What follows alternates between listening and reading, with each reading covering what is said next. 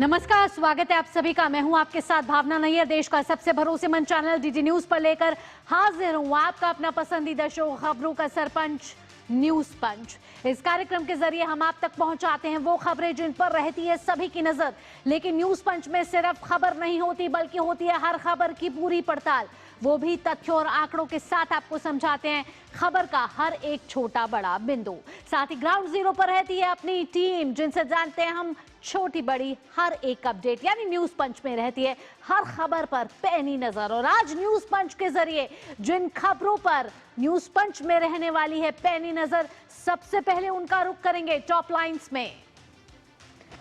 सबसे पहले खबर होगी, क्यों सुलग रहा है बांग्लादेश। आखिरकार बांग्लादेश में बांग्लादेश की पूर्व प्रधानमंत्री शेख हसीना पर आज इंटरनेशनल कोर्ट ऑफ ट्राइब्यूनल फैसला सुनाने वाला है। उम्र कैद होगी, रिहाई होगी या फिर कुछ और। ऐसे में बांग्लादेश क्यों इस समय सुलग रहा है, साथ ही साथ बांग्लादेश के पूर्व प्रधानमंत्री शेख हसीना पर आखिरकार कौन से ऐसे संगीन आरोप हैं जिन पर आने वाला है आज ये महत्वपूर्ण फैसला। और जिस दूसरी खबर पर न्यूज पंच में नजर रहने वाली है वो है पश्चिम बंगाल से जुड़ी हुई टीएमसी की ढाल, जेल से भ्रष्टाचार। ये आरोप है बीजेपी का। आखिरकार क्यों बीजेपी एक बार फिर से पश्चिम बंगाल की सरकार पर भ्रष्टाचार का आरोप लगा रही है? ऐसा क्या सबूत है इनके पास जिसमें पश्चिम बंगाल की सरकार एक बार फिर फंसती हुई नजर आ रही है? आइए न्यूज पंच की शुरुआत कर लेते हैं सबसे बड़ी खबर के साथ, और वो है बांग्लादेश से जुड़ी हुई। बांग्लादेश से जुड़ी इस खबर की बात करें तो आपको बता दें कि बांग्लादेश में पूर्व प्रधानमंत्री शेख हसीना के खिलाफ दर्ज मानवता विरोधी अपराधों के मामले में आज आने फैसले से पहले राजनीतिक उथल पुथल बांग्लादेश में तेज हो गई है। इंटरनेशनल क्राइम्स ट्रिब्यूनल आज फैसला सुनाने जा रहा है। आज का फैसला देश की राजनीति की दिशा तय कर देगा। राजधानी ढाका से लेकर कई जिलों में हिंसक झड़पें, आगजनी, सड़क जाम और धमाके हुए हैं। शेख हसीना की पार्टी आवामी लीग ने आज देशव्यापी पूर्ण बंद का आह्वान किया है। वहीं ढाका पुलिस प्रमुख ने हिंसा में शामिल किसी भी व्यक्ति को देखते ही गोली मारने के आदेश जारी कर दिए हैं। आवामी लीग पर यूनिट सरकार ने प्रतिबंध लगा रखा है। फैसले से पहले बांग्लादेश में हाई अलर्ट है। ये मामला आपको बता दें कि जुलाई अगस्त 2024 के छात्र नेतृत्व वाले विरोध प्रदर्शनों के दौरान कथित मानवता विरोधी अपराधों से जुड़ा हुआ है। कहा जा रहा है कि इस फैसले के महत्वपूर्ण राजनीतिक परिणाम हो सकते हैं, क्योंकि ये राष्ट्रीय चुनावों से कुछ महीने पहले आ रहा है।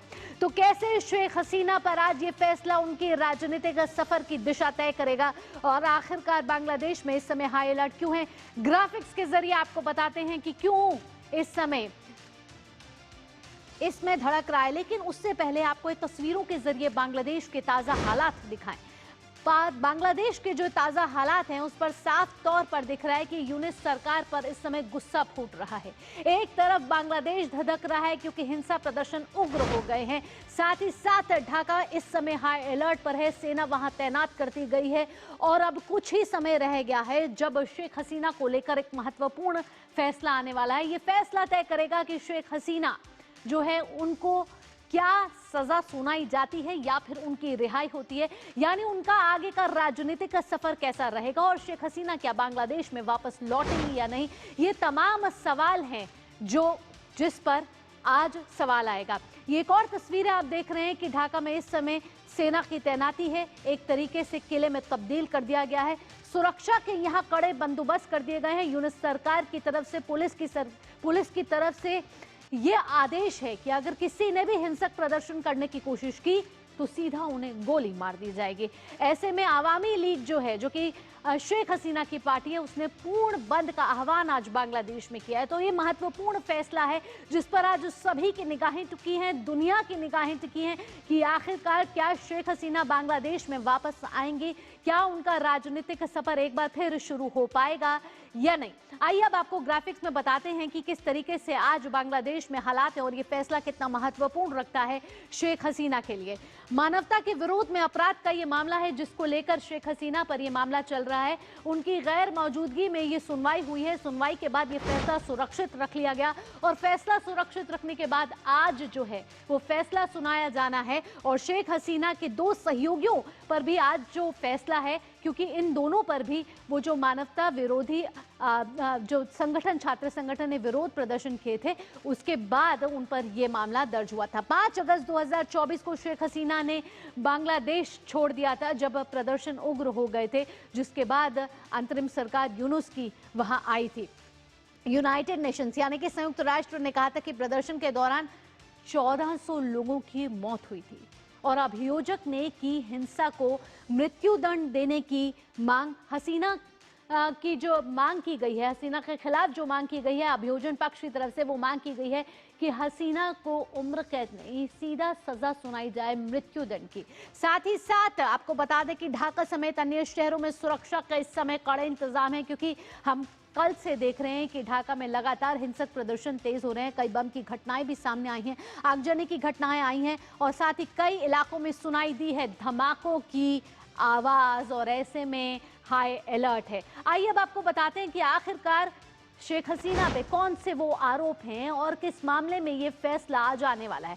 असल में आपको बता दें कि छात्र आंदोलन के बाद गिर गई थी हसीना की सरकार और उसके बाद हसीना को बांग्लादेश छोड़ना पड़ा था। छात्र नेतृत्व में जुलाई अगस्त 2024 में हुए थे प्रदर्शन, जिसका ठीकरा शेख हसीना की पार्टी पर थोपा गया था। कहा गया था कि इसमें शेख हसीना कहीं ना कहीं मिली हुई हैं। शेख हसीना वो राजनेता हैं जिन्होंने बांग्लादेश पर कहीं ना कहीं लंबे समय तक शासन किया है। सरकारी एजेंसियों को हिंसक आदेश आरोप है और आपको बता दें कि प्रदर्शन के दौरान कथित मानवता विरोधी अपराधों का ये जो मामला है वो शेख हसीना के खिलाफ है और सरकारी एजेंसियों को हिंसक आदेश देने का आरोप है। यानी कि सरकारी एजेंसियों को ये कहा गया है कि किसी ने भी हिंसा करने की कोशिश की तो गोली से उड़ा दीजिए। प्रदर्शनकारियों के हिंसक दमन का है आरोप और साथ ही साथ शेख हसीना ने सभी आरोपों से किया है इनकार। शेख हसीना ने कहा है जिंदा हूं, जिंदा रहूंगी। इसके साथ साथ आपको बताते हैं कि कैसे फैसले से पहले हिंसा भड़क गई है बांग्लादेश में, क्योंकि बांग्लादेश के कई हिस्सों में इस समय उग्र प्रदर्शन देखे जा रहे हैं। तस्वीर के जरिए आप देख रहे हैं कि पिछले कुछ साल भी कुछ इसी तरीके की तस्वीर सामने आई थी और प्रदर्शनकारियों ने कारों में लगाई है आग, साथ ही कई धमाकों की आवाज सुनाई दी है, सड़कों पर लोग उतर आए, जिसके बाद ढाका पुलिस ने हाई अलर्ट पे कर दिया है। ढाका समेत कई शहरों में आगजनी, धमाकों की खबरें आई हैं। साथ ही साथ आपको बताएं कि बॉर्डर में इस समय क्या हालात है। सेना और बॉर्डर गार्ड बांग्लादेश में तैनात कर दिए गए हैं और पूरे देश में इस समय सुरक्षा का माहौल है। ऐसे में सेना लगातार अलर्ट है, क्योंकि अब जब फैसला आएगा तो उम्मीद की जा रही है कि क्या ये प्रदर्शन जो हैं वो और उग्र हो जाएंगे या हिंसक हो जाएंगे। ऐसे में सेना पहले से ही अलर्ट मोड पर नजर आ रही है। इसके साथ साथ जब फैसले की घड़ी अब आ ही चुकी है और कुछ ही समय रह गया, जब शेख हसीना पर जो फैसला सुरक्षित रखा था आईसीटी ने, वो फैसला आज सुनाया जाएगा। इसके साथ साथ आपको बता दें कि आवामी लीग का एक्स पर पोस्ट जो किया है 16 से 17 महीने पहले, उसमें ये कहा गया है कि एक वैश्विक मॉडल था बांग्लादेश, विदेशी निवेश में हो रही थी कहीं ना कहीं बढ़ोतरी और आवामी लीग कह रहा है, अपनी तस्दीक दे रहा है और गरीबों, निवेशकों, बुजुर्गों को मिल रही थी सरकारी सहायता। साथ ही साथ आवामी लीग अपनी सफाई में यह भी कह रहा है कि युवाओं को दिखाई दे रहे थे अनगिनत अफसर यहाँ पर, लेकिन जिस तरीके से अपदस्थ किया गया, तख्ता पलट हुआ और बांग्लादेश की पूर्व प्रधानमंत्री शेख हसीना को देश छोड़ना पड़ा। लेकिन फिर आपको बता दें कि पुराने गिद्ध आए, ये कहना है अवामी लीग का, और राष्ट्र को धोखा दिया गया। उन्होंने कहा कि 15 महीने में हर वर्ग ने देखी है यूनुस सरकार की यातनाएं और आपको बता दें कि नोबेल पुरस्कार के पीछे छुपा है विशैला सांप, ये कहना है, आरोप लगा रहा है आवामी लीग, जिसने आज पूर्ण बंद का आह्वान किया और बांग्लादेश को निगलने की कर रहा है कोशिश। जो अंतरिम सरकार यूनुस की है उस पर ये आरोप लगाए जा रहे हैं और अगर हम विरोध नहीं करेंगे तो हम आज़ादी खो देंगे। तो ये लड़ाई अब आज़ादी की आ चुकी है, क्योंकि आवामी लीग ये कह रही है कि यूनुस सरकार बांग्लादेशियों पर कहीं ना कहीं अत्याचार कर रही है और उसी अत्याचार को बचाने के लिए आवामी लीग ने आज कहा है कि पूर्ण बंद किया जाएगा और आज ये महत्वपूर्ण फैसला है जिस पर सभी की निगाहें इस समय टिकी हुई हैं। फोन लाइन पर इस समय हमारे साथ ढाका से नवल सिंह परमार मौजूद हैं और साथ ही साथ प्रसन्नजीत भी जुड़ गए हैं पश्चिम बंगाल से। सबसे पहले चलेंगे नवल सिंह परमार के पास।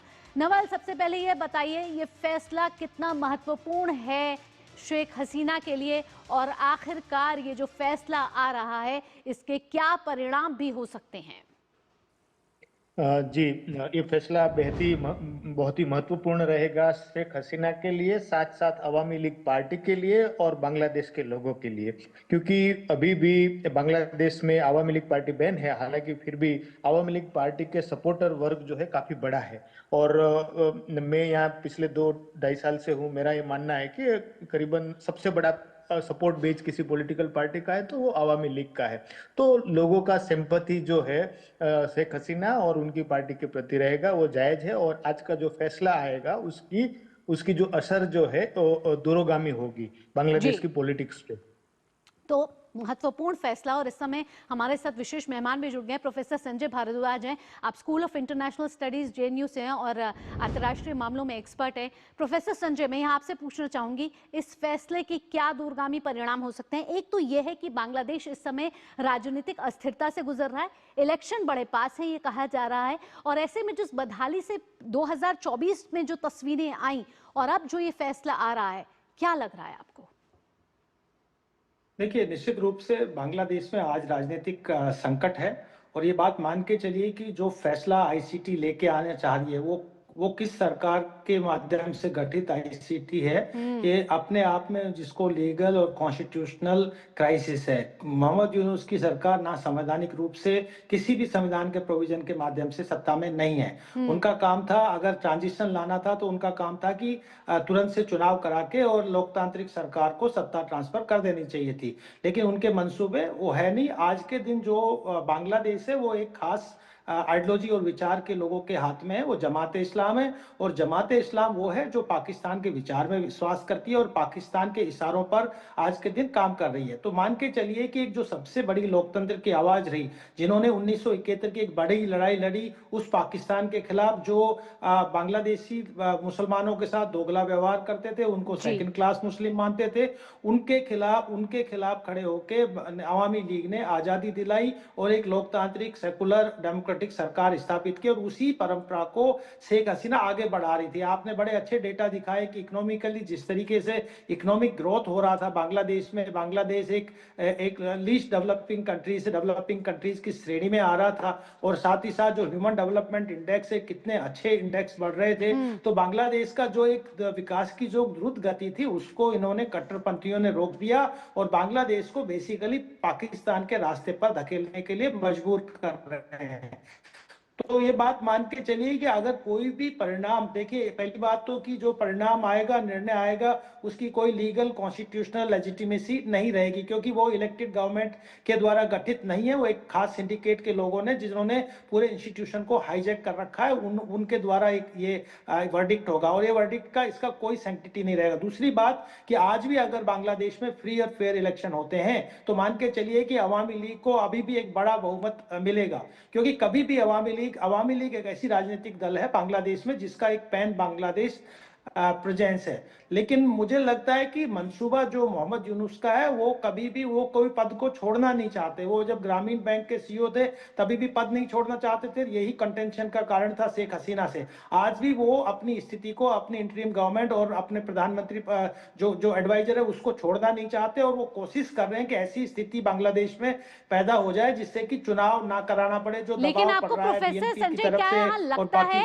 कि बांग्लादेश में लोकतंत्र इस समय खतरे में है और जो भी फैसला आता है, जो भी परिणाम आते हैं, लेकिन इस समय बांग्लादेशी सबसे ज्यादा अपने आप को असुरक्षित महसूस कर रहे हैं।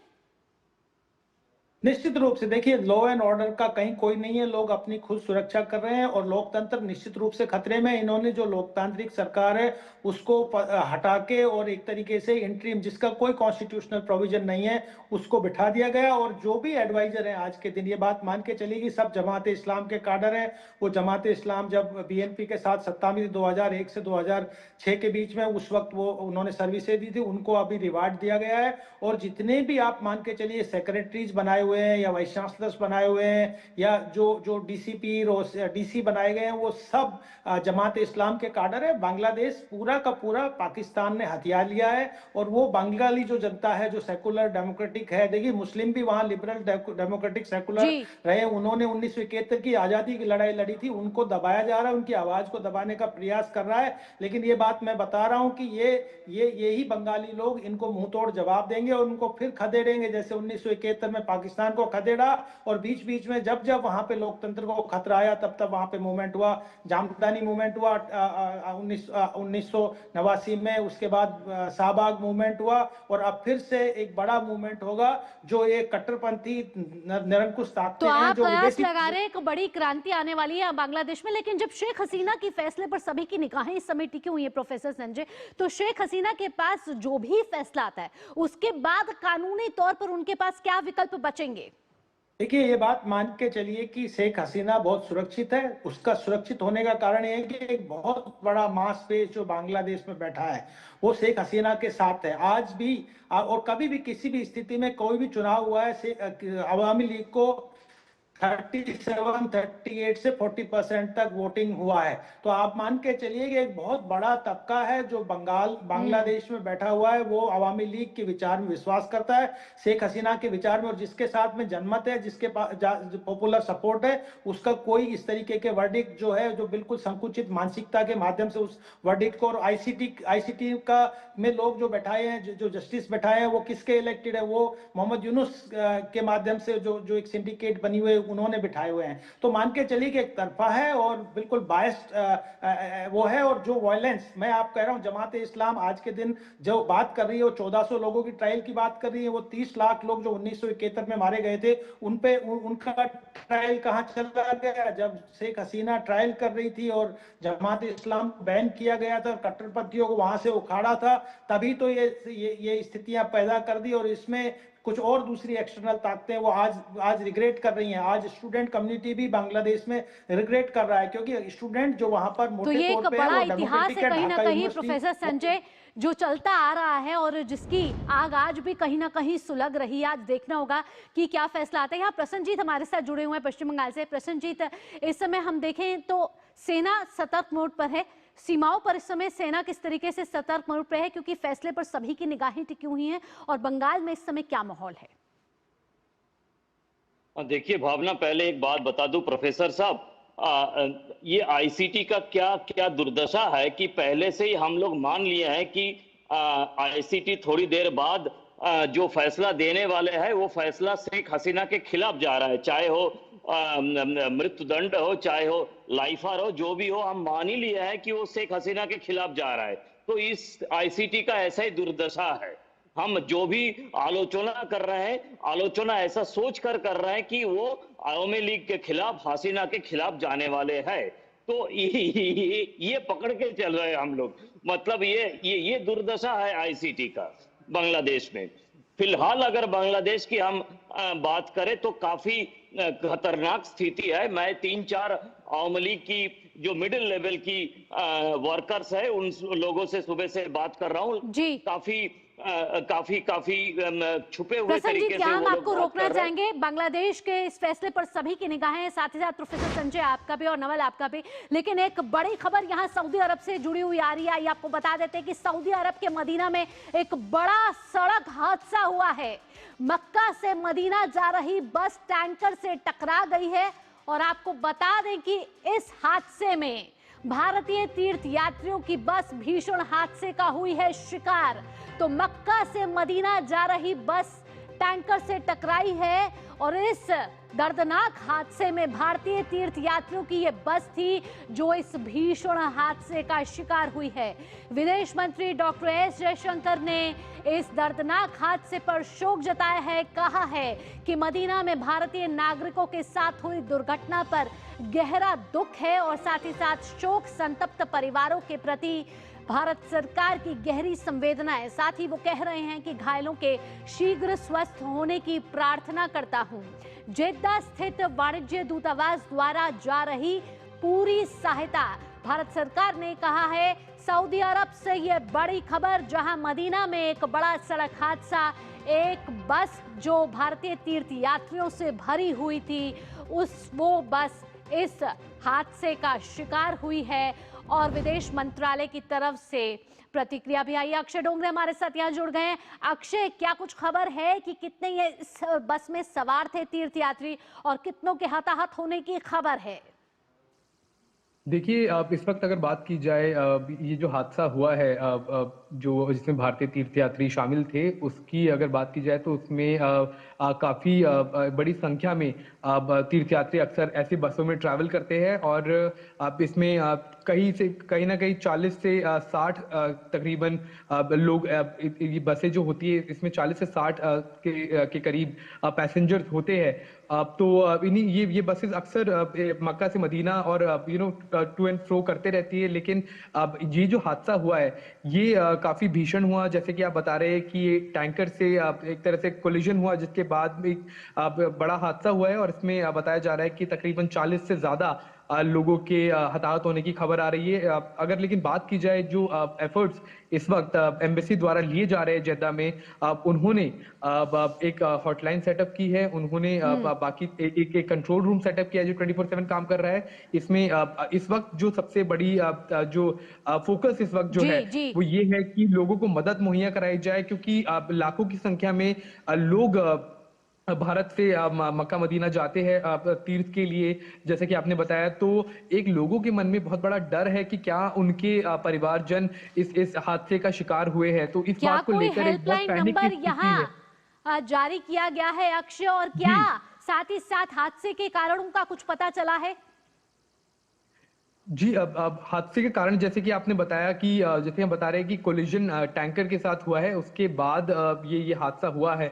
लेकिन अगर एग्जैक्ट स्पेसिफिक रीजंस की अगर हम बात करें कि क्या किसी की तरफ से एक तरह से ट्रैफिक रूल्स को फ्लाउट किया गया या फिर ये एक नॉर्मल एक्सीडेंट हुआ है या फिर किसी की गलती की वजह से हुआ है, कि इसके कारणों का पता लगाने के लिए एक जांच बिठाई जा रही है और एक जांच की जा रही है वहाँ के अथॉरिटीज द्वारा, और जिसमें भारतीय जो एम्बेसी है, भारतीय दूतावास है, वो भी एक्टिव रूप से शामिल है। तो एक जांच प्रारंभिक तौर पर तो यही कहा जा रहा है कि ये एक्सीडेंट हुआ है जिसकी वजह से ये हादसा हुआ है। इसमें कई लोगों की जान जाने की भी खबर आ रही है, और अगर हेल्पलाइन नंबर की बात की जाए तो वो जारी कर दिया है भारतीय दूतावास ने, और मैं देख सकता हूं कि हम फ्लैश भी कर रहे हैं काफी समय से ये नंबर, ताकि लोग जिनके परिवारजन वहां पर गए हैं वो अपनी जानकारी ले पाए। देखिए, ये ऐसा हादसा अगर कभी भी होता है तो इसमें तथ्य आने में थोड़ा वक्त लगेगा। लोगों को ये समझने की जरूरत है कि सिचुएशन अंडर कंट्रोल इस टाइम पे है।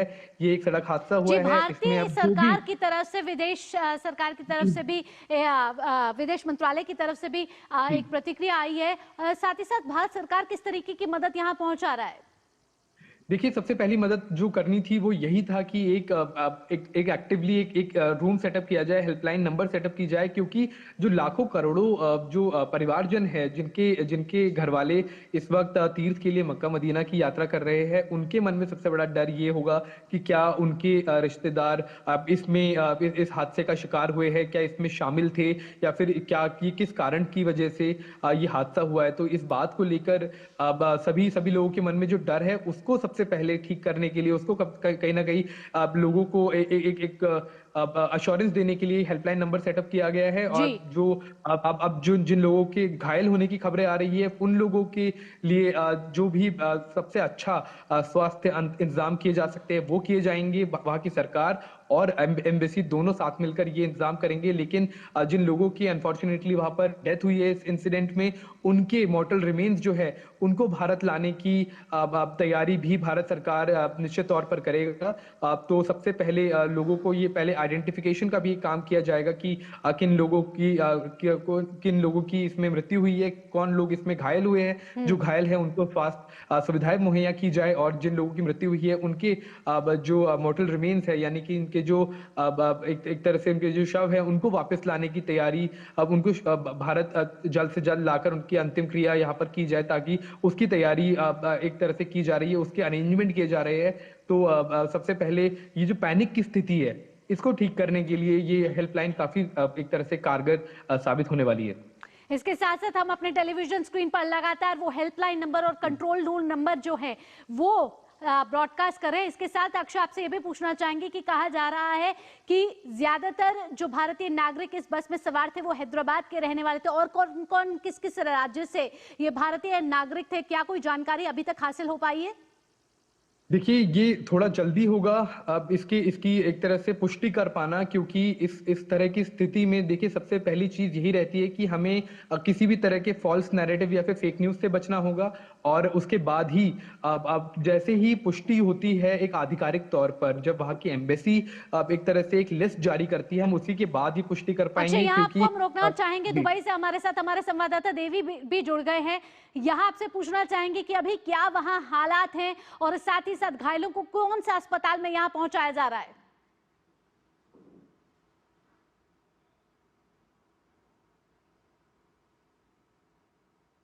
विनोद, आपको आवाज मिल रही है हमारी?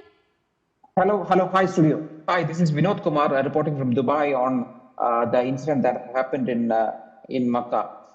We have only very limited information. The current information is that around 40 to 45 people have died, and most of these people who have died are from Hyderabad. And this incident happened in late evening, late night yesterday, and all these people were doing Umrah at Medina and were returning to Makkah. So the current information that we are having is around the people who have died, around 20 of them are women and 11 of them are children.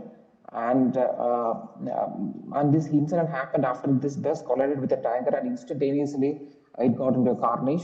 And we also have unconfirmed report that there is one 25-year-old who had escaped death and he is in treatment at Jeddah. And the civil defense have given preliminary information that they had put off the fire successfully within the immediate vicinity of these premises. And most of these dead bodies are in charred condition, and the current medical facilities are being done only. So at this point, we do not have fully confirmed information on all these details.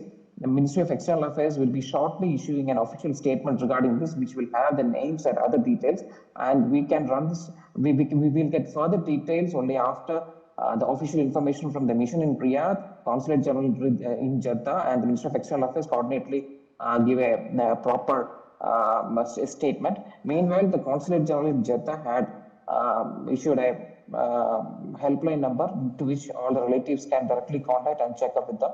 So we are also in this process of getting confirmed reports from our missions in Riyadh, and fingers crossed. And these are all the information that we have right now. How both the countries' MEAs are being connected, and the people who have been injured, how they are being taking support? They have been given full support from the Saudi government in coordination with our consulate in Jeddah. Jeddah is very close to Makkah and Medina, our consulate itself. So whoever has escaped this carnage is being given treatment in Jeddah, but we are not sure how many. And we would need to get further information from an official source from the missions there before we can give a confirmed information. Can you also exactly give us the information where the incident actually happened? This incident had happened after people who are doing Umrah in Makkah and returning to Medina. This happened in the highway between Makkah and Medina. This is where it happened, and it happened in late night yesterday. बहुत बहुत धन्यवाद देवी विनोद, तमाम जानकारी हम तक पहुंचाने के लिए और हमारे दर्शकों तक पहुंचाने के लिए। न्यूज पंच पे फिलहाल इतना ही। देश और दुनिया की बाकी खबरों के लिए जुड़े रहिए डीडी न्यूज के साथ। दीजिए अनुमति, नमस्कार।